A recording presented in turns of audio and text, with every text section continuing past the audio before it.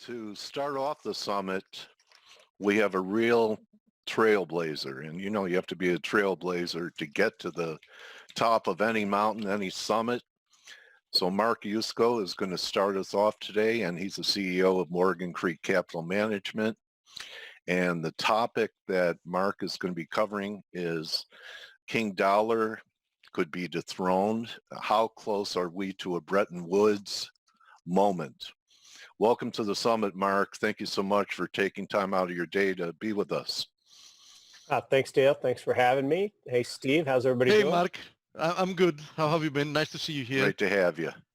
Good. So, Mark, we've been talking for a while, and your take on what's been happening in the financial markets was basically a move away from the dollar.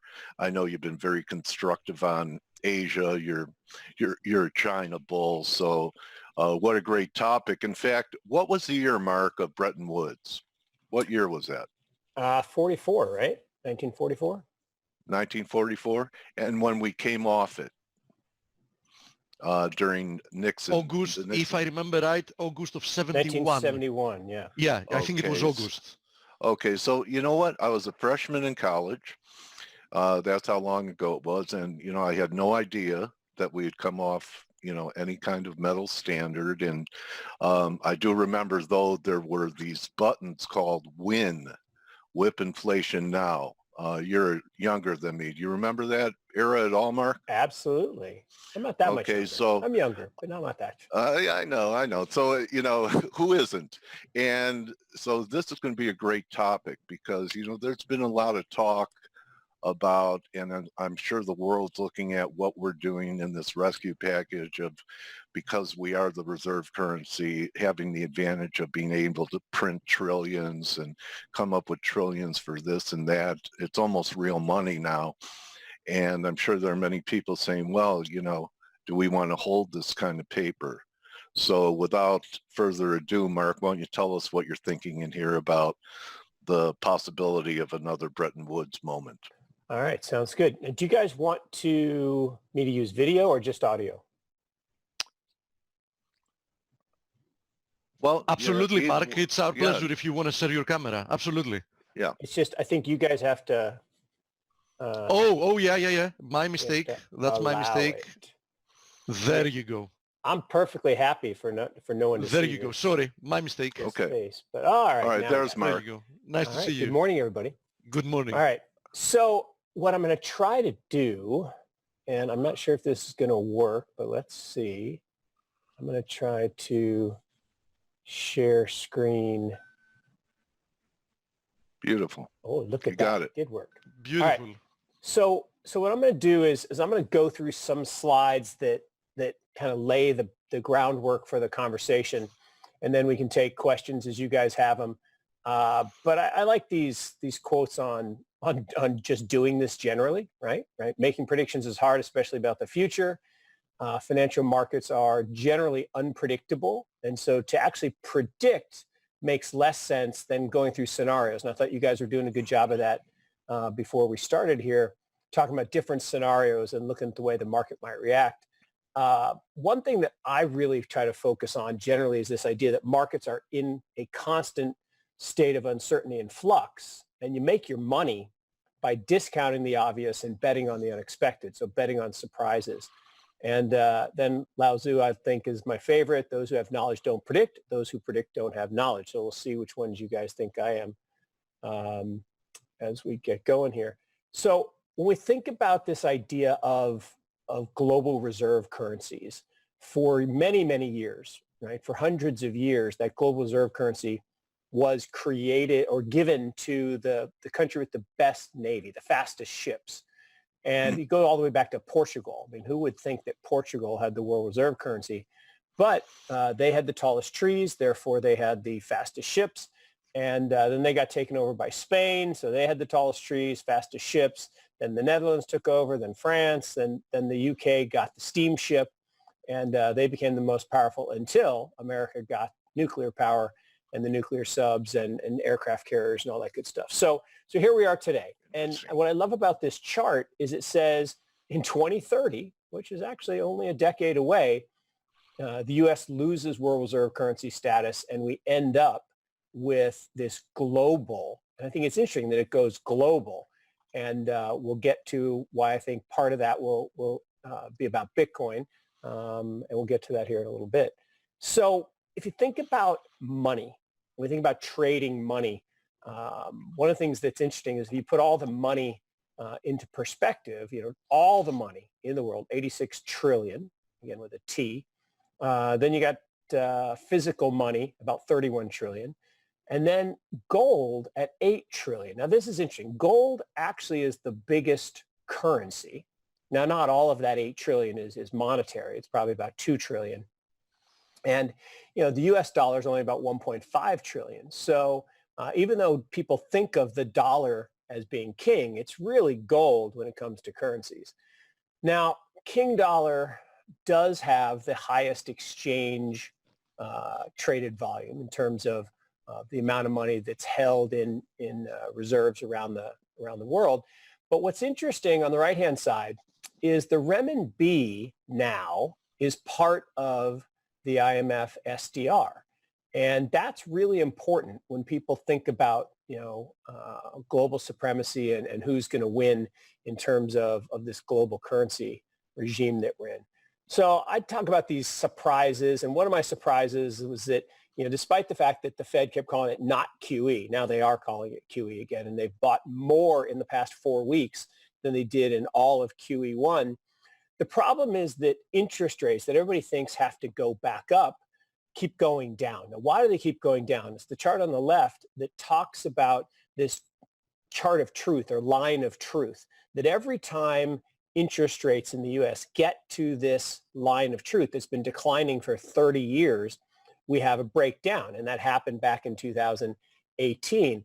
Coming into this year, we had this big wedge on the left-hand side that basically told us that long bonds were looking more attractive than stocks. Now, long bonds have outperformed stocks this year pretty dramatically, up quite nicely versus down. So 30+% increase. Now, what I think is really interesting is how, actually, I'm sorry, the last chart was since 2018 when this all started. Really this year, look at the 30-year Treasury on the left-hand side, sub 1%. Now, then you see that big rising line, that spike up. What that was literally is the Treasury market broke. Sunday night, sitting at home on Twitter, as I usually am at night, and a friend calls up and said, "Hey, you're still up?" I'm like, "Yeah." She says, "Can you talk?" I'm like, "Sure." She says, "I just heard from a friend of mine at Treasury that the Treasury market has broken. Literally, they're not settling trades." And so we went from sub 1%, almost back to 2%, almost overnight. Never saw that happen before, Mark. This kind of volatility. Yeah. And look at the trend since, right? And I'll talk about this a lot, is my friend Larry Tentarelli says all the time, nothing good happens below the 200-day moving average. And the surprise in a trend goes in the direction of where you are relative to that 200-day. So the surprises in the Treasury market continue to be negative. So we think the interest rate trends continue to be down. We think the bond bears that keep coming out of the woodwork are going to be wrong, and that you should really focus on this long-term trend and move in the, I'm going to move this over to the other side for a second, and that, even the long bond here, the 30-year, as well as the 10-year, we think is going to continue to be a good place to invest. All right. So surprise number 2 was that we would have a recession. And as of this morning, we are definitely in recession in the U.S. And it has to do with these 4 horsemen. And it really goes down to what I call the killer Ds. So demographics, every day 10,000 people turn 65, both in the U.S. and in Europe. And what that means is this global tidal wave of an aged population. And, it's like the old line, gentlemen prefer bonds. Older people, 65 to 85-year-old people, prefer bonds. And the demand is going to push interest rates globally to NIRP, negative interest rates, all around the world. And it's really because of this problem with debt. So the second killer D is debt. So you got bad demographics and you have too much debt. And we've printed 16 trillion with a T. And again, nobody talks about the trillion word the right way. A trillion is a dollar every second for 31,710 years. And so you've got this problem where we've created this illusion of growth, and it's fake growth. I call it fakeonomics. So we've got fake growth created by debt, and that's causing the stress. And everyone talks about the rise of inflation. We're going to have hyperinflation. Well, we have no inflation anywhere except in emerging markets. In places like Venezuela, Zimbabwe, we got hyperinflation. Why? Because they don't have high productivity levels. And when you print money without latent productivity, you get hyperinflation. In the developed world, we have lots of productivity, lots of latent productivity. We got low productivity levels because we got rising bad demographics. And yet we've got deflation everywhere. Japan leads, then Europe, then the United States. And that's going to stay for a while. So copper, we have to watch copper. Dr. Copper is out of ICU, but still on oxygen. On the right-hand side, we have a little rebound in copper. But we think it's going to continue to be negative, and particularly when second quarter GDP growth comes out, which can be really bad, could be down 40%. He was sued last year, Mark, Dr. Copper. Yeah. For malpractice for impersonating a bull market. Oh, that's awesome. I love it. And the second of the four horsemen, so the four horsemen are Dr. Copper, 10-year rates, oil prices, and the Kospi. And 2-year or 10-year rates, we had no idea that it would get this bad this fast, right? That we hit 0.5% on the 10-year. Treasury market broke, as we talked about, but it's still ugly, right? We're pressing down at 0.6% this morning. We're pressing down at those all-time lows, and we think that's going to continue. Oil prices, look, we thought that oil prices would fall as economic weakness went up, but we had no idea, no idea that we'd get negative $37 like we saw at the futures roll the other day. So what's really interesting is the market is not buying, I call him the tweeter-in-chief. The tweeter-in-chief's nonsense about he brokered a deal with Saudi and Russia, clearly just not the case. And even if he did, they don't have the firepower to fix the problem. But it's actually worse than that. Oop, I went too far. Kospi actually does believe in QE. So you can see tech stocks have been rallying quite nicely, and Kospi regained the 50-day on the right-hand side. So that is an interesting development and something that people should at least pay attention to a little bit. Although I think, the sales, Apple has basically said they're not going to ship phones at the end of second quarter, which I think is amazing because there's just no demand. So the other one was we believe that pigs get slaughtered, in the sense that people were sticking around the Fang Man too much. And we warned back in January that it was starting to look just like 2000. You can see March 10th, 2000. We called this, tech bubble 2.0. We thought that things were going to get ugly. Again, we didn't realize how ugly they were going to get in March. What's really wild, on the left-hand side, you can see the red lines going down, which is retail investors actually fled stocks faster than any time in history. And just let that sink in for a second. Worse than 2008, worse than 2000, worse than 74. The biggest sale, and human beings do two things really well. We buy what we wish we would have bought, right? So we're plowing into stocks in January and February. And then we sell what we're about to need. So we sell at the bottom. So we bought at the top, sold at the bottom. Now someone is buying futures. On the right-hand side, we see that spike up in the blue line. That is a crazy, crazy increase in buying of futures. Now, who's doing it? Well, I think we have the answer now, is the Fed used to not be able to buy corporate bonds. They used to not be able to buy high-yield bonds. They used to not be able to buy stocks. It was against the law.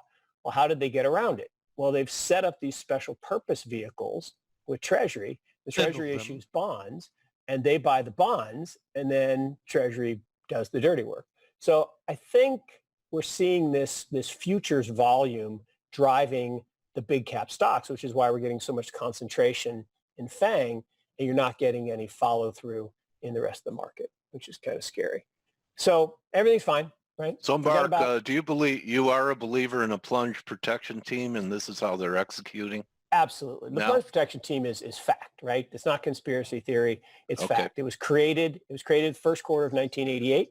It's called the Council on Economic Stability. It's made up of the Secretary of the Treasury, the head of the Fed, the president of the four biggest banks at the time. It was Salomon Brothers, JP Morgan, Citi, Citi, Solly turned into Citi, Morgan Stanley, and Goldman Sachs. Okay. So but other than that, the Fed is independent, right?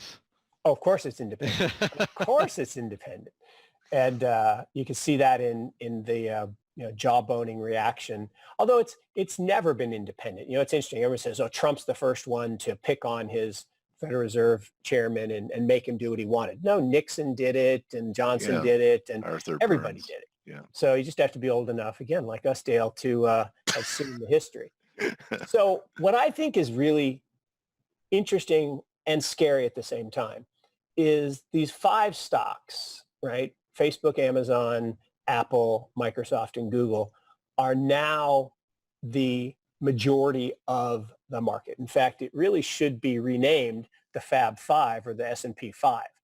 And we have a concentration risk on the right-hand side that we've never seen, right? The Fab 4, Microsoft, Cisco, Intel, GE, actually Fab 5 back then, they included Walmart. That Fab 5 got up to 18%. We're at 22%, a level, again, that we've just never seen. And when you look at that chart on the right, you'd say to yourself, I've seen that chart somewhere before. Well, it looks exactly like the famous bubble chart. And that's the new paradigm. And then we have the fall, which we did. And then we get a return to normal, the bull trap. And then you get, the fear and capitulation on the other side, and you get the crash. Because it doesn't, you notice you don't go to these levels and then plateau. You peak, and then you spike, and then you fall. And here's something that I just find so frustrating, right? Is people are saying, oh, well, we're back in a bull market. Well, bull markets start from valuations of 40% lower. So you can see the rising green line, that is fair value. The blue line always goes back and touches fair value before a new bull market starts, except this time. So we went down 34%, but now we're only down about 13%. And we've got a long way to go to get to fair value. Expected returns in that green box, basically saying that, at the bottom, we actually had a chance to make some positive returns in stocks over the next 4 years or over the next 10 years. Now we're back to zero. We have expected return for the next 10 years of zero. So look, don't fight the Fed. It's hard to argue with this chart. You guys are much better on charts than I am, but the only negative I would see on here is the 50-day, looking towards a death cross, but people say death crosses don't matter. I would say that maybe you could say there's a little bit of an attempt at a shooting star on the far right, but we'll see, or a double top or whatever you want to call them. Although I don't think double tops is even a thing, right? It's double bottoms. Make volatility great again. This is one of my favorites. We thought volatility was the cheapest asset class on the planet coming into this year. Nobody wanted to own it. Everyone was selling vol.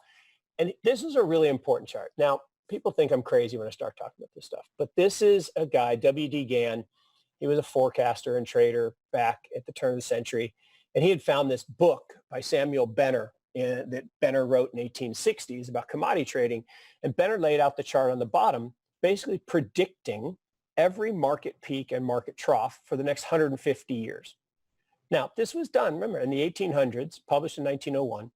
This guy was pretty freaking good, right? He got the top in 29. He got the top in 37. He got the top in 73. He got the top in 91. He got the top in 2000.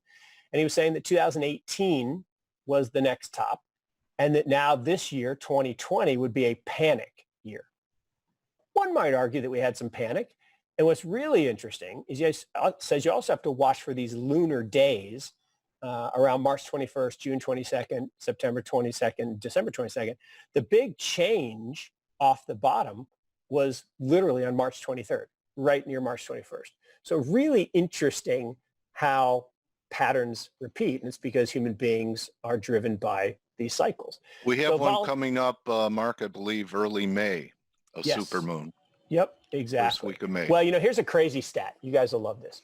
So over the last 100 years, if you bought and held, you made about 23 times your money.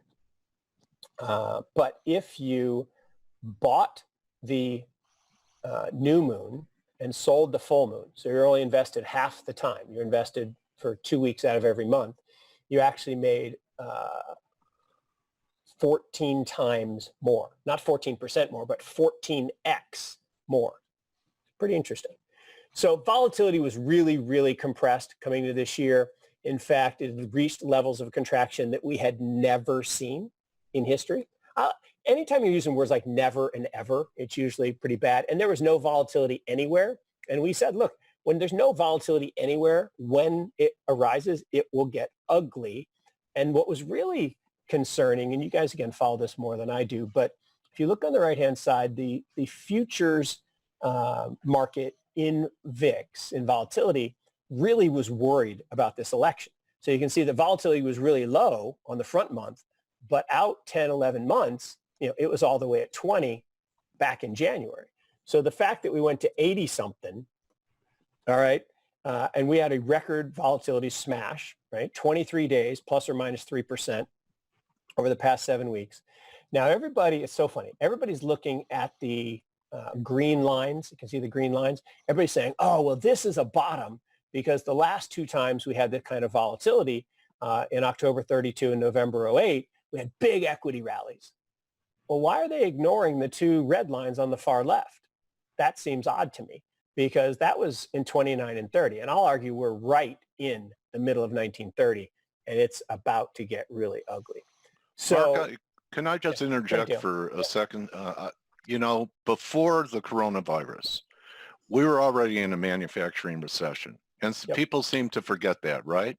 Yep. And so now because you can blame everything on the lockdown, but we're already having problems with manufacturing. The consumer was holding up this economy, 70% to 90%, some people say, of the economy.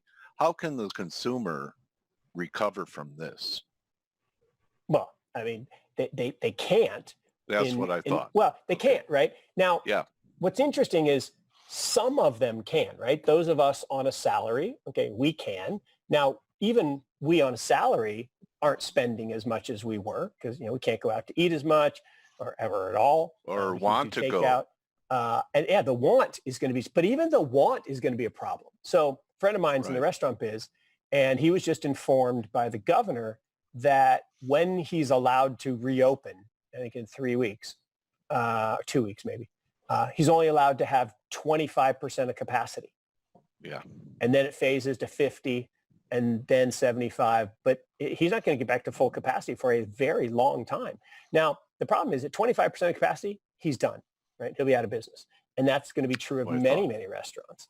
Right. And so we're killing off businesses, particularly retail businesses, for what looks like dubious reasons. And we don't need to go into the whole conspiracy theory, but actually I don't even think it's conspiracy. And then you have things like the LA Lakers getting loans that were meant for different types of organizations. I don't think NBA teams needed this emergency loan. Look, the graft and corruption in the doling out of trillions of dollars is really crazy. Look, there's no reason you would fire the inspector general that was to oversee the handing out of the money unless you were planning on doing bad stuff, right? You don't fire the guy who's looking it over.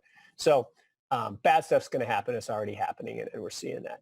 Dale, to your point, here's an interesting chart that goes exactly to your point is not only have we been kind of in this recession that people don't like to talk about, but the market's been dead money for 2 years, right? We had Volmageddon back in February of 2018. Then we had the Khashoggi crash. And now we've got the Corona crash. And, I think as people think about, where we are, they're going to start to get a little more nervous And there is a way to protect yourself, right? You can buy these things, VXX and TVIX, whether you want to be unlevered or levered. And back in first quarter 18, you made a lot of money when the market was down.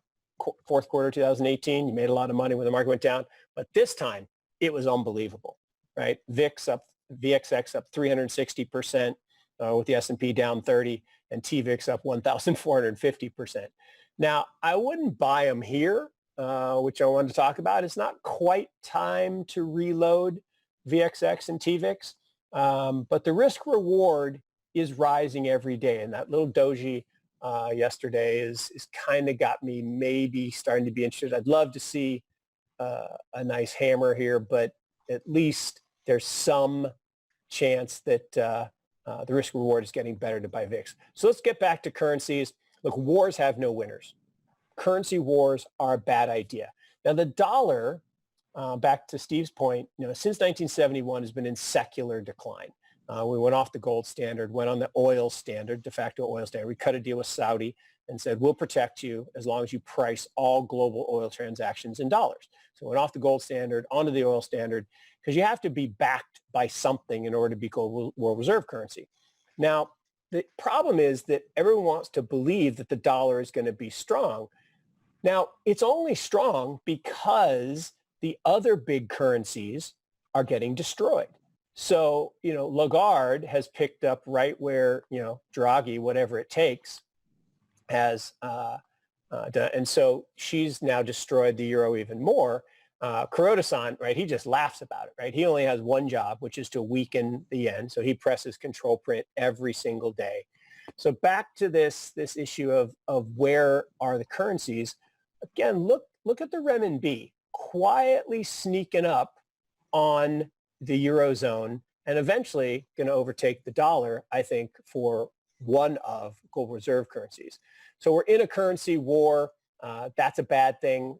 Probably is going to make the financial crisis worse because countries are at war. This is another important thing that people don't talk about is if we called sanctions, right, starving kids, it would sound a lot less good. And we've weaponized the U.S. dollar in order to, propagate certain geopolitical ideals, and that's interesting. So how do you win a currency war? You swap paper for sound money. Now, what's sound money? Well, gold has been sound money for 5,000 years, and that's been the most sound money.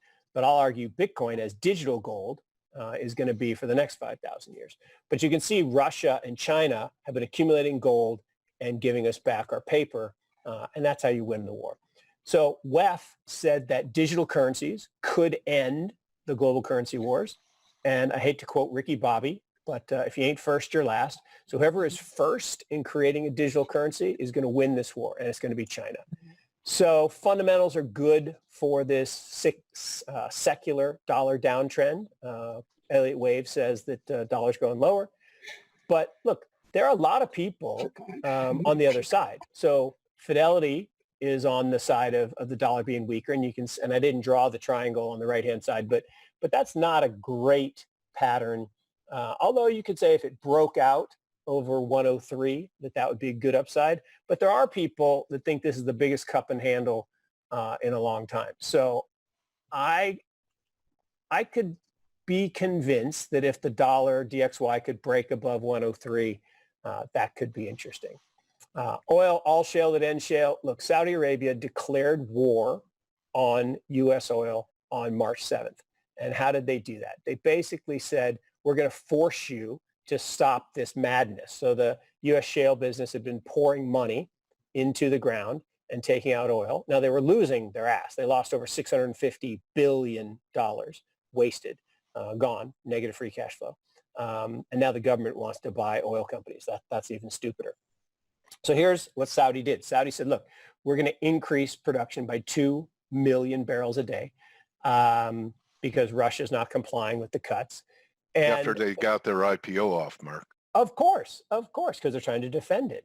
Yeah, they first wanted to get Aramco off the door. And then exactly. Find some backholders and then start the war. No, they are very crafty because here's what's really scary. they have sent, so not only did they, basically hand off a bomb to anybody who bought the IPO of Aramco, and a lot of them did it on leverage, which is even crazier. So now they're way underwater. But what they've done is they basically sent an oil bomb to the United States. There's 50 million barrels in floating storage coming to U.S. to fill up storage in the U.S., which is why we got the negative prices in last month or this month. So here's the problem. Under $30, basically shale is done. U.S. shale companies go out of business. Demand is not going to fix it because 40% of demand goes into cars and trucks. Cars and trucks aren't driving now. Gasoline demand in the U.S. is down 85%. So we've had the worst oil performance ever, which is kind of crazy. Ever, again, is a bad word. And energy credit spreads have blown out. Now, look, I look at this, WTI chart. Nothing good happens below the 200-day. Now, you could argue that, we just had a hammer thrown down with a nice long wick down to 10-10. Maybe. It is a double bottom, arguably, on lower volume. So maybe that's a good thing. I do think oil is going to go back up. I just think it's going to take time. Energy stocks, on the other hand, look, we didn't think it could get any uglier. It did. It got really, really ugly, but it looks to have made a really nice bottom here and just took the 50-day. So we're actually a little bit bullish on some of the oil stocks. There's still a whole bunch of oil stocks that are going to zero. Just bought in the morning TOT, so tell me that's one of them. Yes, exactly. Well, Saudis, buy the ones that the Saudis buy because they're usually pretty smart. So I'm not going to talk too much about Japan. Japan is good at one thing. They're good at printing money. And it hasn't helped their stock market. The stock market's basically been flat, but man, they are really, really good at printing money. But the problem is the yen, Kuroda-san needs the yen to go down. He needs 115, 120, 125. The problem is the rest of the world still views the yen as a safe haven. I don't get that part, right? Government at 200% debt to GDP. I don't really understand, but I guess there's a lot of people that finance macro trades with yen, and Mark, I think part of it has to do with the fact that Japan, a lot of its debt is internal, so the rest of the world thinks that their external debt, which isn't that much, they won't have any problems servicing that. Worst case scenario, they think that they might internally restructure, their liabilities. No, Steve, you're exactly right. And look, they are going to do a debt jubilee, right? The Bank of Japan today owns 54% of Japanese government bonds, 74% of ETFs. At some point, they're going to get to a level of ownership of JGBs where they can just do a debt jubilee and cancel them all. So I think you're right on that. But theoretically, that should trash the yen, but it's not. So I am long-term bearish on the yen, but I would not trade against this trend right here. Draghi was a maniac, right? Do whatever it takes. And as long as he got out, the stock market dead flat, despite all his bond buying, negative interest rates, destroying the banks in Europe, and demographics really bad, turning Japanese. And Lagarde is doing the same thing, right? So I'm just not very bullish on the euro. I think it's headed down, and it's just a race to the bottom, right? All countries have got to devalue their currency to get out of debt. Mark, do you think that Lagarde was selected because of her experience at the IMF and restructuring of debt to come into the ECB because they saw the possibility of this debt crisis and she has this type of experience? I think that's a really good insight, Dale, and I think that's probably right. It also is, you needed somebody who literally would do whatever it takes. And we've all seen the great picture of all the world leaders at WEF, and it's all these guys huddled around this one woman. And she is the queen, right? She is tougher than all of them, and she is icy when it comes to making those decisions. So I agree that she will do what it takes to get them out of problem. So in China, China we think is playing a different game than everybody else. They're playing Go while the U.S. argues about how to set checkerboard. It's because they have a good leader, right? Their leader, way better than our leader. He thinks in, 30-year increments. And I love that, back in the 1990s, they had this goal. They wanted to have a harmonious rise. And it sounded so non-threatening. And, today, over the next 15 years, they want to have a modern socialism economy. But by 2050, right, they want to be, a global superpower. And they're going to get there. So, when Chinese equities, again, get to this bottom line on the right-hand side, usually good things happen. They got there. Good things have happened. Emerging markets, we think are actually going to outperform for a while here. Yet the rest of the world doesn't think so. More people sell in emerging markets than U.S. But here's the thing. Since the corona crisis started, Chinese equities are basically back to flat. And that trend on the right-hand side, again, looks really strong. And if we take the 200-day, I could get very, very excited about A shares in China. So remember the golden rule, real assets were very cheap. Money printing is really good for gold. That's not telling anybody on this conference call that doesn't know. But here's the interesting point is the Dow in gold terms was back to the same level as the Great Depression. So we're going to talk about the Great Depression a lot over the next few months. And I think that's kind of where we're headed. Gold line has outperformed equities a lot.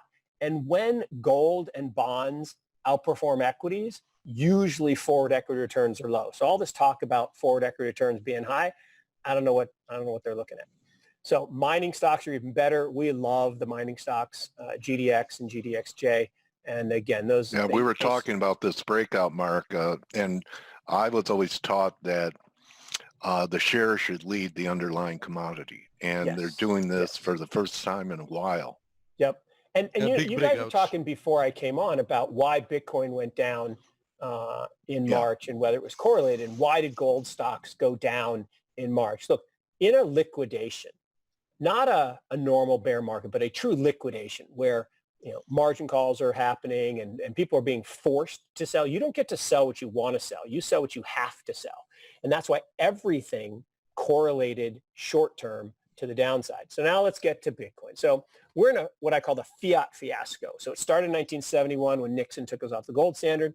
The currency has been collapsing ever since. That's why things cost more today in nominal terms, and why people get fooled by nominal increases. So we don't think that Bitcoin itself is so awesome. We think that the fiat is being destroyed against it. So look, we're in a parabolic growth phase for Bitcoin. Why? Because of adoption, right? There are now 3 million people who have more than 0.1 Bitcoin. So that's up every year, every quarter, every month. It just goes up. So adoption is following the S curve on the right-hand side.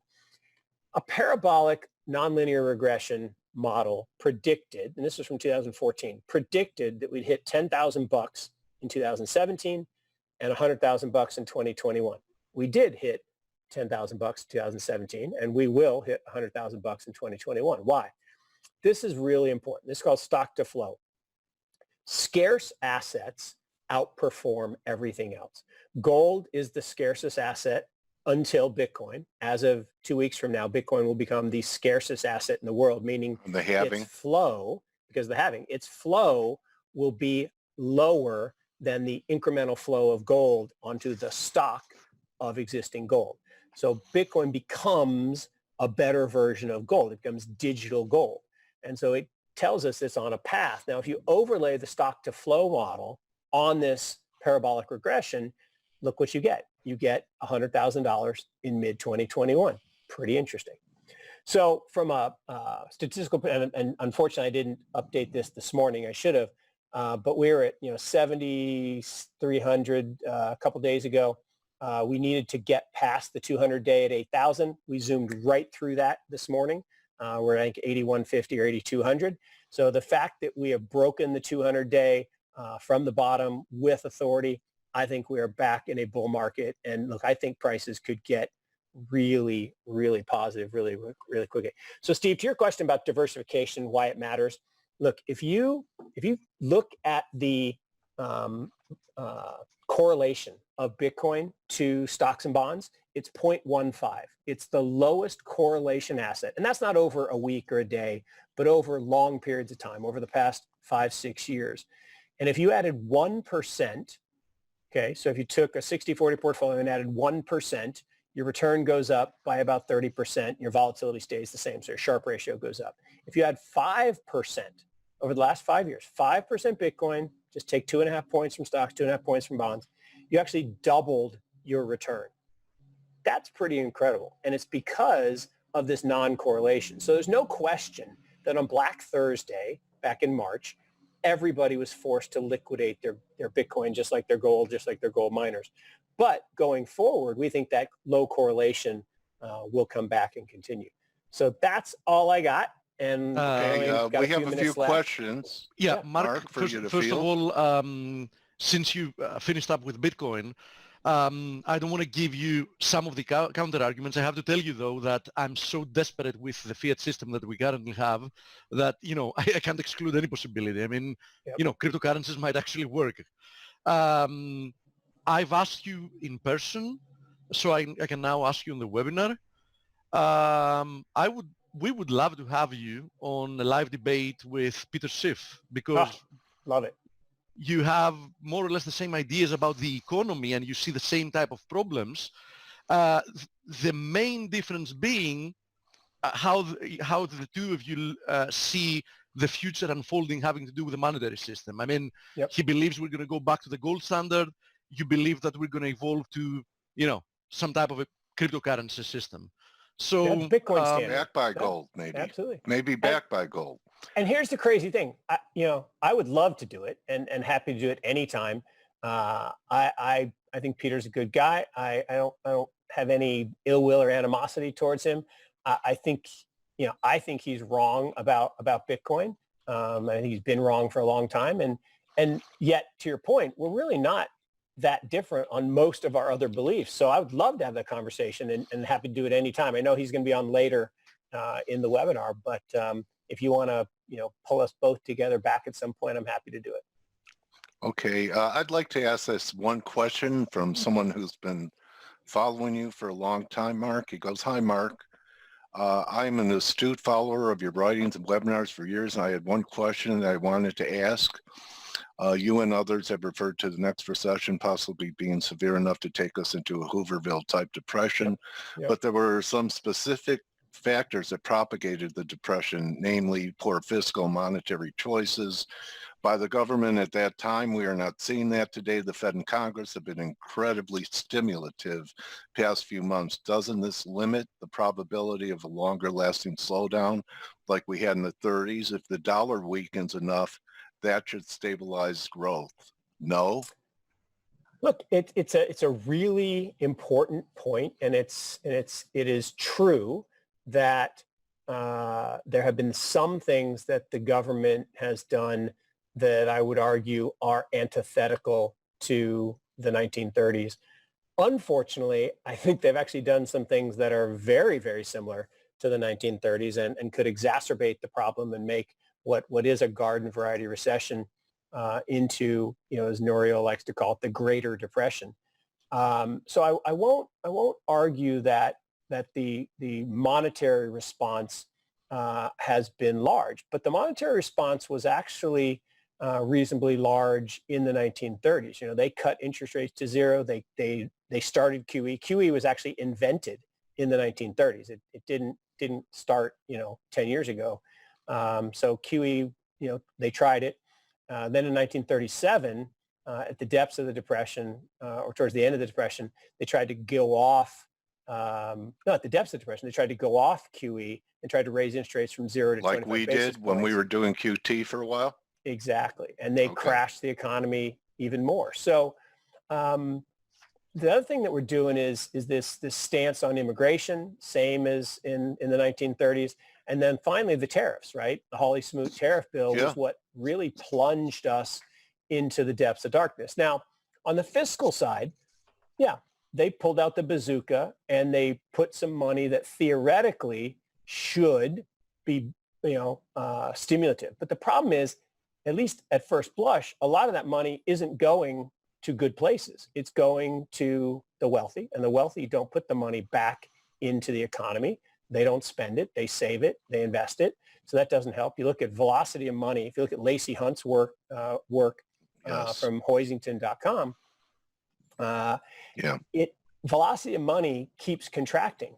And the real problem, and this is the biggest problem, government spending has a negative multiplier effect. So every time the government spends instead of the private marketplace, we get a negative implication on GDP growth. So I actually am not sure that the response by the government, both monetary and fiscal, is going to turn out to be as good as people think. Now, it's possible that I'm wrong and the questioner is right. It's absolutely possible.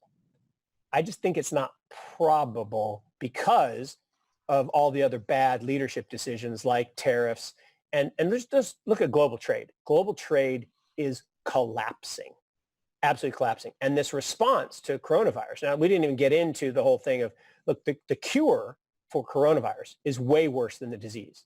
The disease is really not that bad, right? It's a normal viral threat. We've faced viral threats for thousands of years and we're still around. We're going to be around after this one. You know, people tried to call it the plague. Those people should have their tongue cut out, right?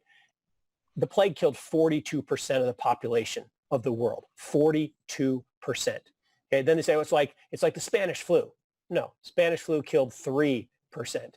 COVID is somewhere between 0.002% and 0.003%. It's just not a big threat. And yet we've shut down the global economy for no reason that I can think of. In fact, the challenge is we've actually reduced our ability to create herd immunity, and places like California, which probably had the virus in November, actually built up a lot of herd immunity, and they've got 1/10 the number of cases and fatalities that the East Coast has. So there's no clear evidence that what we did was right. And there's a lot of evidence that says maybe what we did is going to have long-lasting implications and drive us toward that Hooverville outcome. Well, what we did that was right was having you kick off the summit, Mark. Thank you so thanks, much. Guys. Look, I love being with you. I love your show and the process, and I applaud you and commend you for getting thousands of people to get together on a Wednesday morning and talk markets. So thanks for having me. And you could find Mark at Morgan Creek Capital Management, at Mark Yusko on Twitter. Thank you so much, Mark. I appreciate you being here and edifying the community during the summit. All right. Take care, thanks, my guys. friend. Be well. Bye-bye, Enjoy the rest of the day. All right. See ya.